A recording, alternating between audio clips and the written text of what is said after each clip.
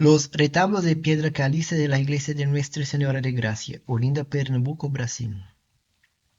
La iglesia de Nuestra Señora de Gracia se encuentra en la ciudad de Olinda, en el estado de Pernambuco, Brasil, como se puede ver marcado en rojo en este mapa. Este mapa el estado de Pernambuco marcado con una flecha roja. Y aquí tenemos una vista de la ciudad de Olinda. Se desconoce la documentación que pruebe cuáles fueron los primeros retablos hechos en la América portuguesa o producidos en Portugal y luego enviados al territorio en el proceso de exploración. A partir del siglo XVI, las iglesias brasileñas recibieron ornamentos y los retablos fueron esenciales para las actividades litúrgicas. Sin embargo, las obras de este tiempo no sobrevivieron a las renovaciones estilísticas que tuvieron lugar o fueron desechadas debido a su mal estado de conservación.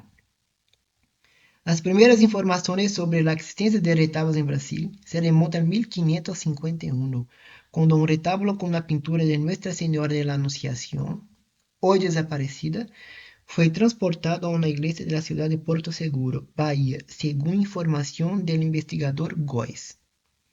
Es probable que fragmentos de detalles que componían otras estructuras de retablos de los primeros años de la ocupación en la América portuguesa aún existan en algunos templos y colecciones de museos brasileños, a veces reutilizados para componer otros retablos, a veces solo como piezas aisladas, testimoniando un pasado poco conocido.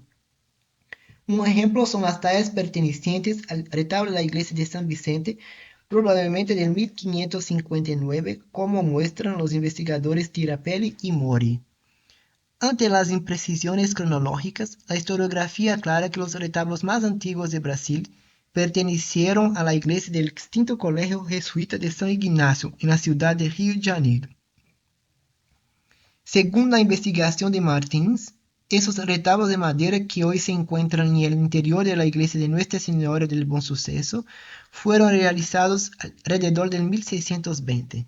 La estructura y la composición formal de estas obras recuerdan los tratados de arquitectura y los modelos de retablos portugueses, especialmente los realizados en Porto entre 1610 y 1620 por el taller de Francisco Moreira, como demuestra Martins. A continuación, otro retablo de la iglesia del Colegio Jesuita de San Ignacio.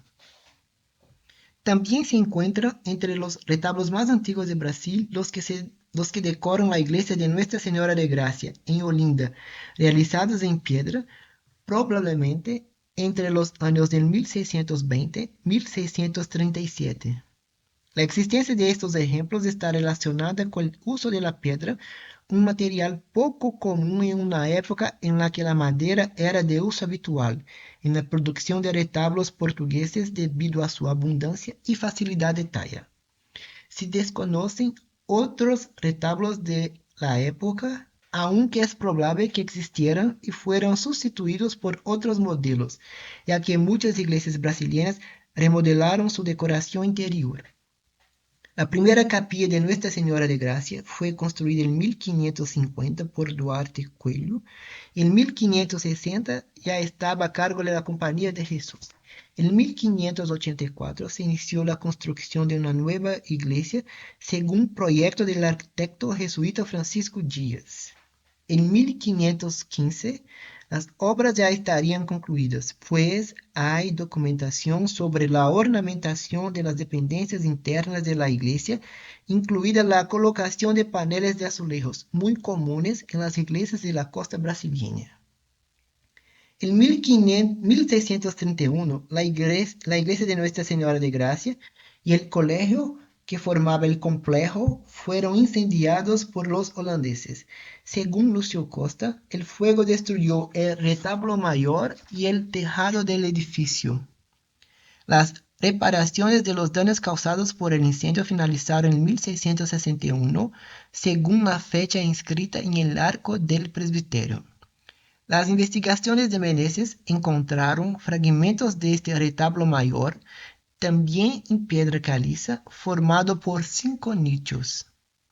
Los retablos laterales se salvaron del incendio porque eran de piedra y pertenecían a capillas de cantería. Es interesante señalar que las fotografías antiguas revelan la existencia de un nuevo retablo de madera, probablemente realizado en el siglo XIX, para sustituir al que se consumió en el incendio. Este retablo y los ornamentos de madera fueron desmontados durante las obras de restauración llevadas a cabo entre 1974 y 1979, cuando los aspectos arquitectónicos de la iglesia volvieron a ser los que se suponían ser antes del incendio de 1631. Esto ocurrió, por ejemplo, en la fachada de la iglesia que fue remodelada. No existe documentación sobre los retablos laterales, sobre la fabricación, la fecha en que se erigieron, ni la identidad de los hombres que trabajaron en los talleres.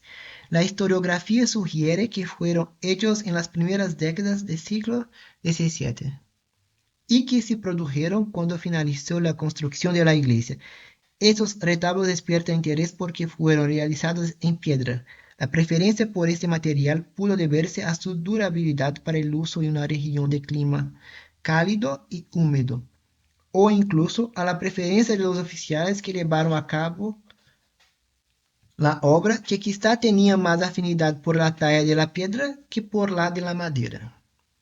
El retablo con la imagen de Nuestra Señora de Gracia tiene planta recta, un banco con dos cabezas de niños y un espacio central para el sagrario. El cuerpo, hay partes de columnas rectas con relieves en el tercio inferior. El nicho central tiene una cúpula de concha y sostiene la imagen.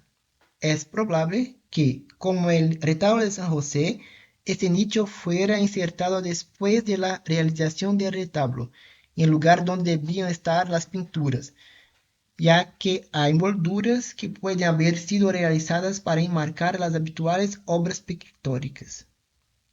El entablamento es recto y la parte superior está arqueada con relieves e inscripciones marianas que pudieron haber sido añadidas después de la realización del retablo.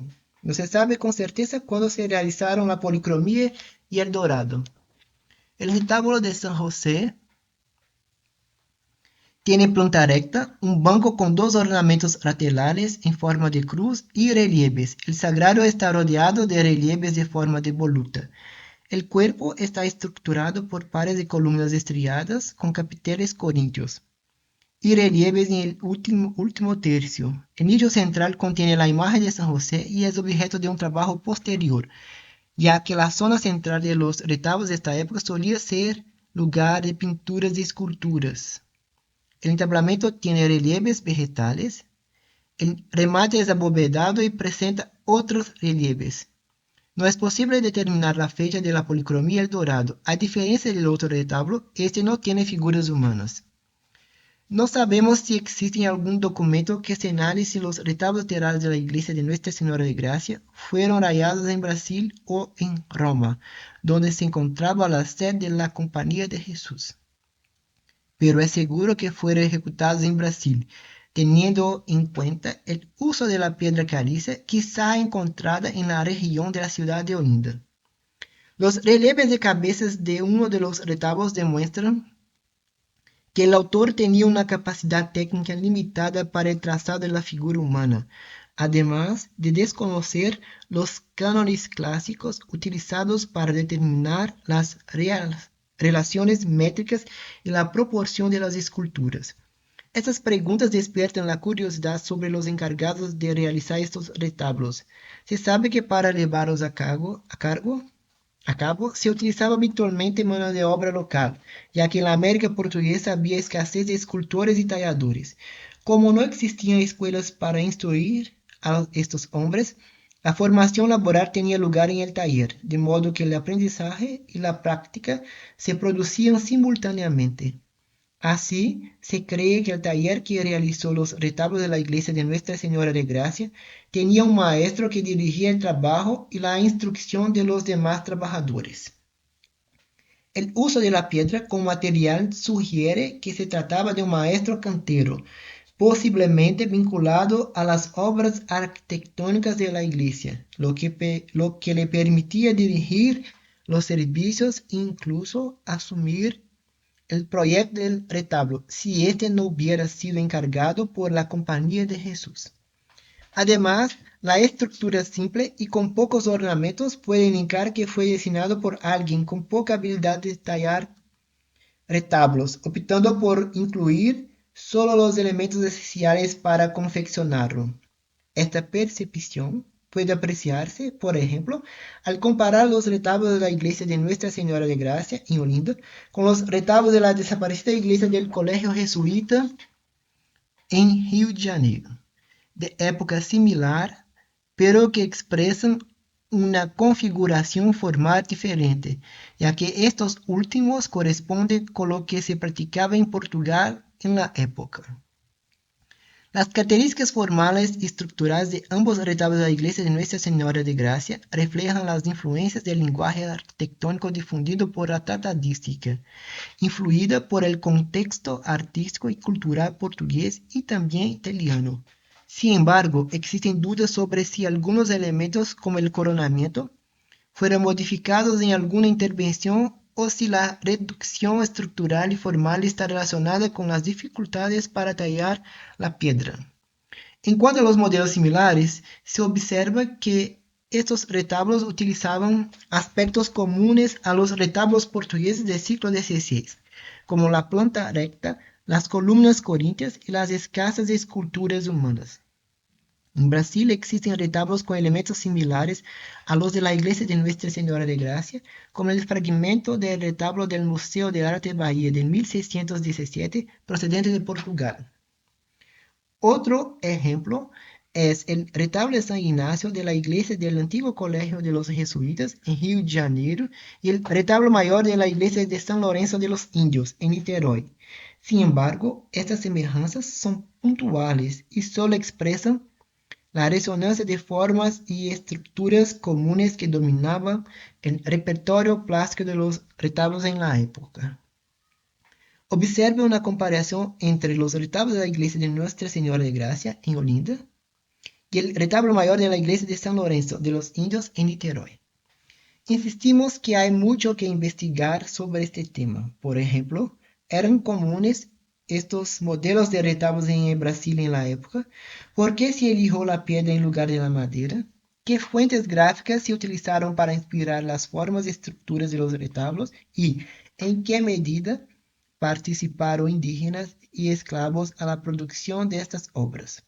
Estas preguntas podrán contribuir para profundizar el conocimiento de las obras aquí presentadas. Y aquí las fuentes.